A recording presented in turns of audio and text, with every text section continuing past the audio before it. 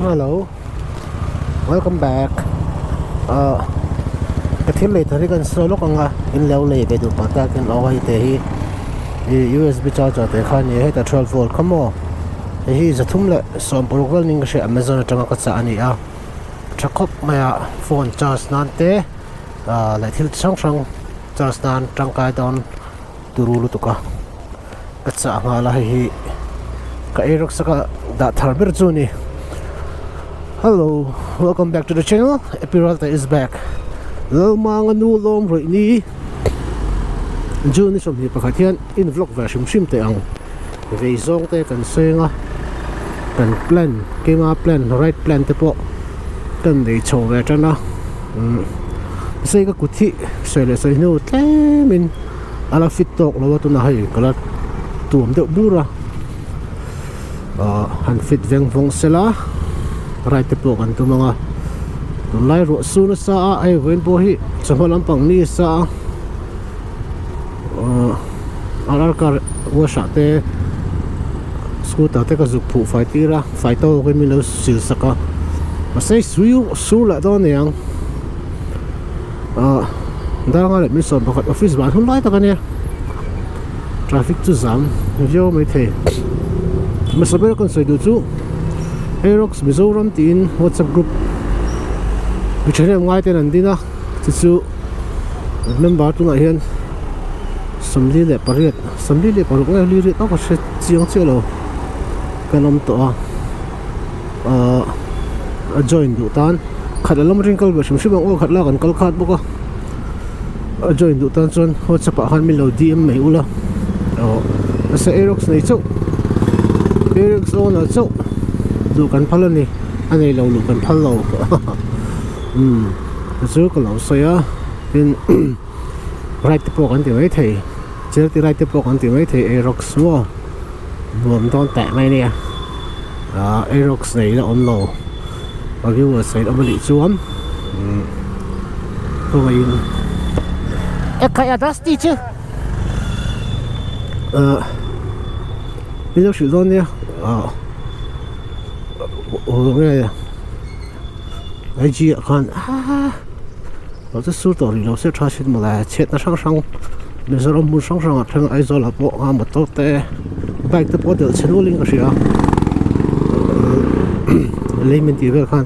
thì chúng cần ride hay mình Aerox cần ride với con cái suspension cái sợi thể hiện đấy à tụi nó có suspension mà mấy cái mata này lâu à cái lạc chuột đi video anh cái này mua á Yamaha ina min ho tir ni apura bata ta ni a aman sim hi singa le sang sari man bor vel ni atuna ka man MRP a chuan mo chuan a tho da ra chuan stock ai chuan anem de usata nem han tia khan tu tianga han su de zu ang kha zu ani lem lo wa i lem te chawin ani mai lelama chuan Aerox te Aprilia te tiang ho re hi a suspension a ru em chan hi tlang chak pui thei tura an on tuan ve de ni wang hian sport type de ni wang hian suspension hi anem lo sim suspension nem tu po hi le lama chuanin enge tlang chak pui nom te tan chuan ati chi vak lo ni mi se pa ta khanin atlang pui thei lo thina chuanin enge nem tu ang kha ke po chu tu sang ka du chuang lawa thadeu chu ti chen kha dang ama Aerox a hian a suspension stock kha pakhat zo khan thona pakhat chu khan an da a so nem tha khop mai an ti kala khal chin lawa anem pania a ai ka chu anem da long chu nem chu traffic jam se thel tu ka tu nai chu ti chuan hei YouTube te video te thei ang kan da ve a mana ka soi thin ang khan ka video da tamber hi ka tumbe chu information pe thei thitu tena an share tur ang chi khoya po kalila dora po ni mo kan right na po ni mo information pe thei tur ang chi thil soi ka thil tumbe thin ni a ena chang suan ka tiang lam pang de ong de po ka soi thina chang ka soi tu lo mai thei bo ka ma se ka enga ka vlog ina atum dar pakhat chu thitu tena thil an share tur ang pe ka kha ka tum da ri thina nei kan soi du me chu Enti nan liu thei zo na te kan kala hoi cái eros lak su ngai pu khan ka lei ti tu kha in ti boka kala chuak ti hi kan mang ve zo thobo kala chuk kha karon ti maya adik lo deuh ani le men ngai dam ula ka lei ni khan esa ngai complete ti kha eron zo tlat eron zo tho ma ko men a khan watch time any chon om tho ka dia viewers na kan en darkar kan en minute ti zokang hi alang vekani average hi kan video reng a hian chumi en chuan in zo na hi om khati thowa ji chu facebook a thilan posa a comment tu chon share chuak shamila kan ti deuh ram ang deuh khan a caption atang kan comment thin in ka sia ka han soi mai nge ang chi khami kan video siam chunga kan soi tur om ang ngoi kan soi mai ang chi min zo hi chuanin han chan mai te hi an woma kan video siam chan ber aman le mual te bo ha kan soi ve ka price list kan da ingza tin nge complete ti thawang chi kha video hana tam shima kan right ani mo khoi khu apo kalila hey ini chu nileng tin kan right thina zi nga te kan chuka zana te kan ho ka tiang khan kami kan right song ka video episode khat ta pada kha athuil tuka kami ni wangan pat te khan kan thin ta ni intinan mauchar kan right don ta mauchar right episode 1 part 1 mo ka tiang khan ti ta episode 1 a chuanin sang chuanin intinan khuru lian thleng chu phokan lo thleng mai thei ta mauchar right te basic caption a khuru lian thleng chu tiang chi deuh mo mani kan right apo petrol a he lo hemi kan right puya po petrol he lo mileage kan te sang ka tia pato na khasan alang man lo shim kha wang han a caption han part 1 tin karon data patong po thu su mi pa ngai tan song shi thiam thi ka ni caption atang khan a se iwati lang si lo ve tiang chi ka tiang kha in ziona ni chu sai na kin zela po thil dang channel dang kan en hun apo comment ngal top mai lo thin khan nga kan thil soi tur kha akal phung kha om ve ni mo kha tiang kha khang mai mi te kha karil ru atun lai chu a oma kan soi ve mai ya youtube kan en kong mo ti chuan hey tuna ya karil ru om chu kong si ra motor kan pak masal tuk ti hi ka soi ngai vak lo wa cái hi zana te kan na wangin in shemai thaya tam tak chuan zam rei tak tak ate video de pok sim thina kan ho lampang kan ho lampang ni chu ta kan mu tam ber chu kong sir motor pa khi ni a hi kalak donin grass certificate lewen ale thei lo thop pot grass kan ne ya ki chu grass kan itha apathen sara ina te hi kan la sok thei ma ya hey grass lewen motor ale thei to lo wa motor ni mo two wheeler ni mo engma di ti wa register thei lo shum ni ase garage nei lo le register mo number thar de lui de uzat aram ti vel de zu galo se thiama garage nei lo le hi kan la tam ti chu a chiang renga he hianin kan rin om lo zi atilang ve in ka sia e chiang takin ei ru te kan ti kan soi vaka ase kan phak to ka hi chuanin nghe kan TV thấy nó tin to cả hi chuanin mizo shim hi kan rin om lo tuk lo mun so ti na ru te kan ei ve thina nghe ma kan sial ka ti mai petrol chung changa te po soyang tu no ya petrol ve ni aron wang ta tu na han wang mek bukin ka sia cái ka van le the ka bui lo chi ze la lo la man chi thina a van ma chi hen avang don kan ti shit chi hen nga ti kan in tar fak thin na chan hi kaman thiam vak lowa tu kan la dan pa ngai aflo ang pa ngai ang kal ring la kan boi ka ring me lo petrol pump po hian hi petrol pump an stock sa ang po hi akui rat ka ring me lo chi to don an ti khan kan mi zo zi dik tak hi chu alang chiang biun ka sia aru langin ka ngai dan tak han soi la cái này cho cái chuyện ông tê mình đang quân này là mà xe bôi đầu tí nữa thì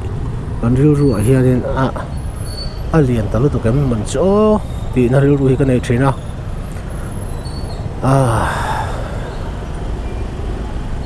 kan nei bak te mai ang kan ma mo bak hian thil hi kan tin sa ve deu ni atin ho wi chuan mo du chu chun de chu ka ru tun lai han ala ema e kan chen pa in woi me de ya sem dam able ti kan sa hu thu ta atu ka petrol wang don ti ga she in chu le lui ya in me lo khop me ron te om khop me ha bo di khop me ya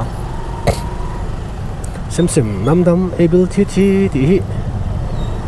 a dik lu tu to lo na lai hi om ve deu ni o ngai to chiang wa te o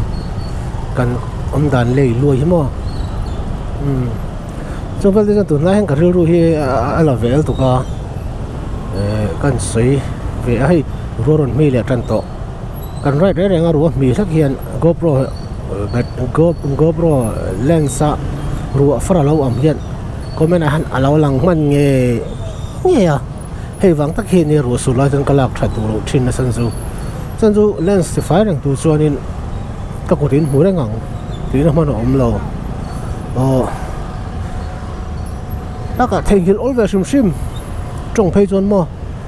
anga chu ti ngai na va ko om lo ti chuan hei khobi chu nga kan san pui ta chara in rin ni kan right nu tang khan amai le chi 34 vela pe a petrol hi chu soi le soi nu engine len ang ai te a chak ang ai te hi chuan a he lo viawa hei hian tu chu kan soi le du shung ma chan chu na zo na tam dar hi petrol a he em ti kha ni ya khobi chu nga petrol e dan te kan ri a 34 30 plus ani chu 35 borvel 34 ti chaw borvel ani anga khopona 140 te po hol thei mai thei tan thiam dana zirin tin khal thiam dan khal dana zirin chaklo te khang sang azir kan petrol he na he lo ko ti kha tan chak hian petrol he na chan tur om lo ti a comment te kan oma kha ka chu lo in zir chiang le deuh lek ula ka du khop mai li thei hi petrol safe takina tan theia petrol ren mi lo pona tan theia kha kan lo sei a shima petrol kan nei thlem to de hi chon kan rai ta petrol kan nei thlem a petrol pam om mai lo chon a safe thiang ber hen kan tan fo nia mo in tan se ka te po petrol safe turin an driver te pon chin hi ya ka ti thei ni ati dan kha kan se lo niang kan sei hoi em mai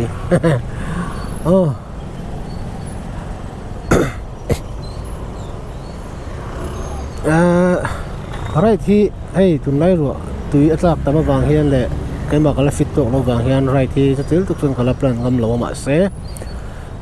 dam ve le right na tu chu kan han en tran ve te wa me pa ka ril ru lian ma sabe chu mual pheng te mai te ti te het an mun sha tanga mai te a pheya mun sha tangin mai te a mual pheng a chuan heta ke fanga chuakin heta ai zola ron le in khatiang kha ka ril ro om lian ber chu ni a hei hi ka ti ro tling thei ni chuan kal ngei ka tuma ma se khuwa a kong a thalo an te kop me mun tha mai te le kha ngai bor ve la kha tiang khuwa ai chuan kal ngam om lo mai theia ka se lawa hun na shilanga eng poni se ka sei tu khan ka rai na tu reng hi ka rai don reng hian weekend na ka rai don reng hian IG ka story thina ka da thina chu kan she theina turin tumini a chon krai tang chu a chon ka kalang ti ngo thi ka sei lo ve thei lo a chun chu chung ka thil te le khuwa om da na zir te in kan rai thina wangin ka sei lo thei lo a interstate anga chuan state pon hi kumin hian vai khat chu rai chole chu kan han tum ve dewa ka thian te then khat nen ma se chu po engma kan la share lawa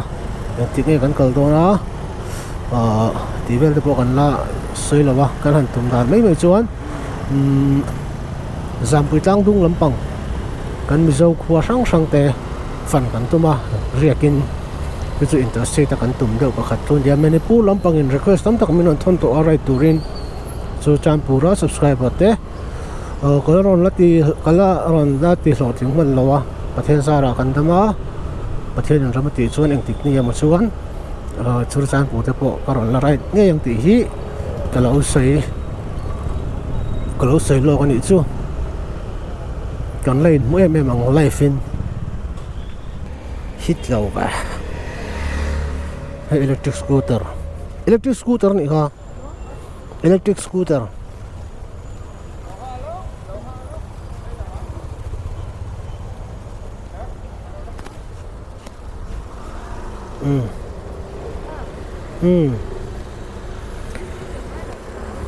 electric scooter 250 volt noi lampang registration angai lo 250 volt ta kai chuan in angai anti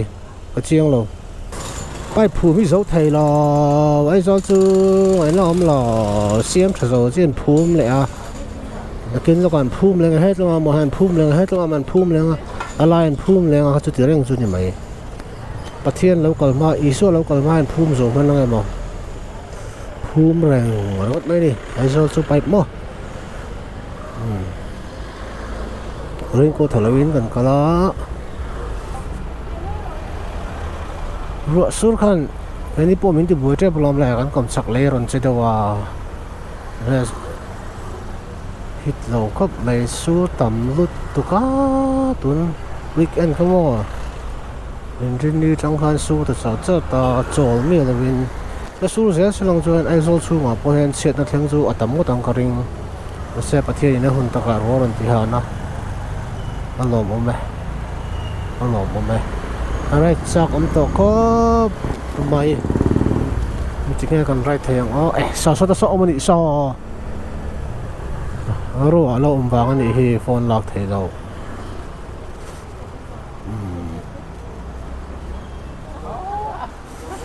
kalau ko si ai la thei lo bello ni ka du mai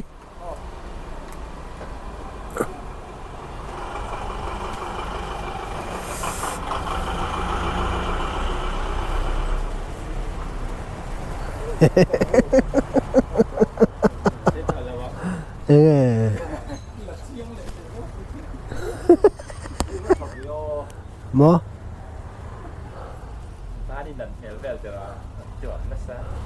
ai tay ban rek aron insan to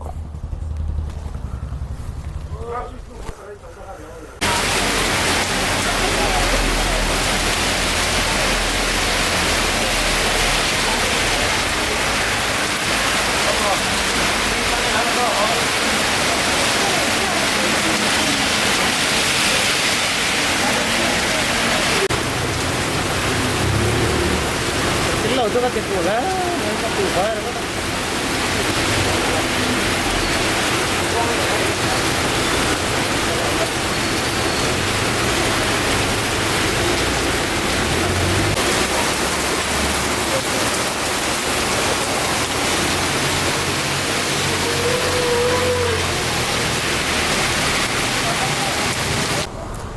adios sar coro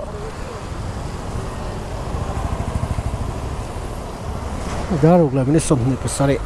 ro sur salut tu ro kan du zo chi kha kal kai na om mi alo ang chi kham ro oma ka in kalo video po khala in sa jok kamo i chuan ka GoPro hi chin khan ka en me me a visor khanin hei vapor ang khala oma heng hi he tiang nge fur la hen om dul tu ka man khatin man rang chon om chung lo kan ka mang kha de ulek kan yang apo de ulek mai the ka chu a chu ngo hu hi lo om ve thina he camera lian hawa pan om fo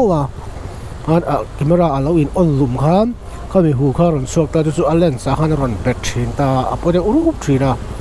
chu lo om ve mai the mi tha thiam don ni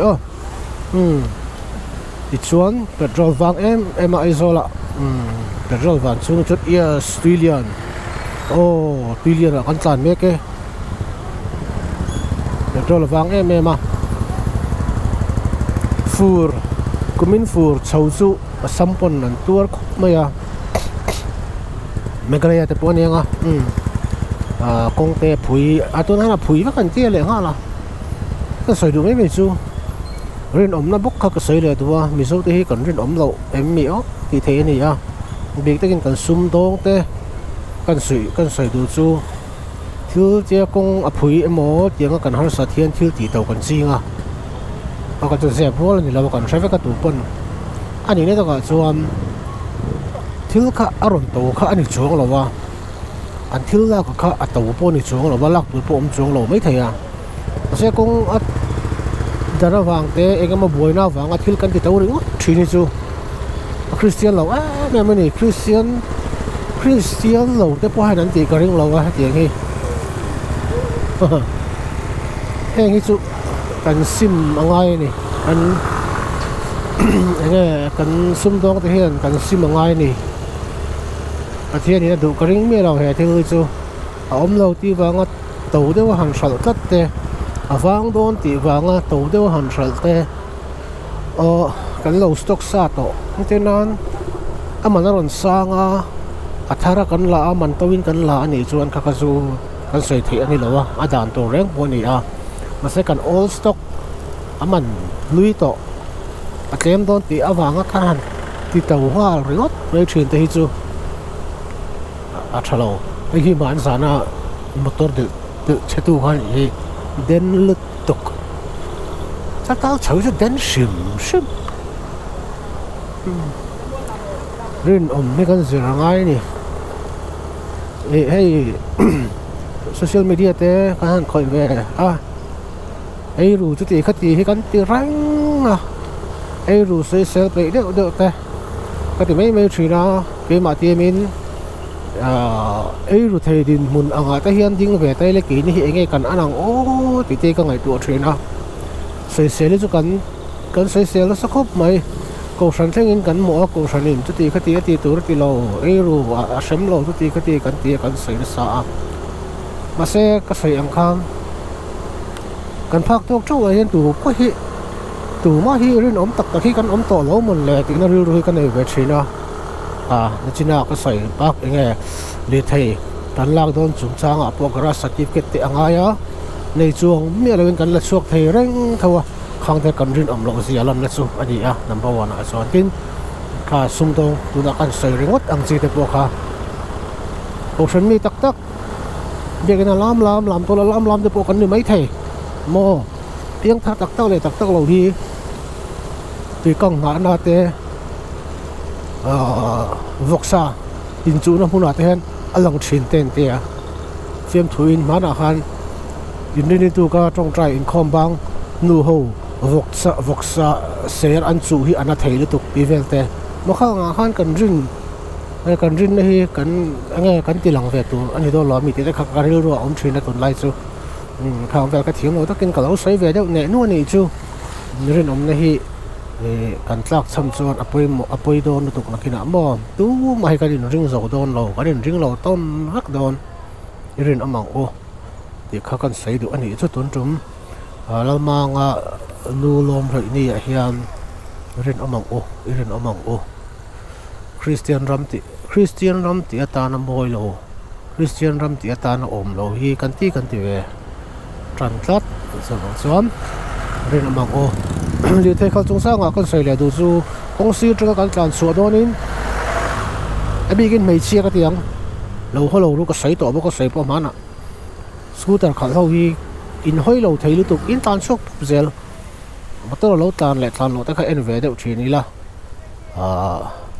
tan chok pop lo deuh khan motor lo tan le tan lo te kan enanga i chuan a free chuan kan pak na train kan tan chok chawang ka tiang tur khan ia tam takhi ka tiang kher mi alo tan pop mo malam pangalot en break sut hi ngai thina bol thak tiang a hian in ven ran hi ngai thina khang vel kha tum tum kan sei thok tok chu ni a ka right plan te po kan non sei a hang song kan machine ro mon na ni a lo tin na chu pathian thu ni a pathian in thu la ti a ma te ri chuan khang kan han plan ang te po kha lo ting tu ra ngai la kan right vat thei tu ra ngai la ka sei to ang kham IG lama indu chuan min follow theya indu chuan please follow me hi ka ti ve vak lawa chan chu min mal du than na ni a heng chu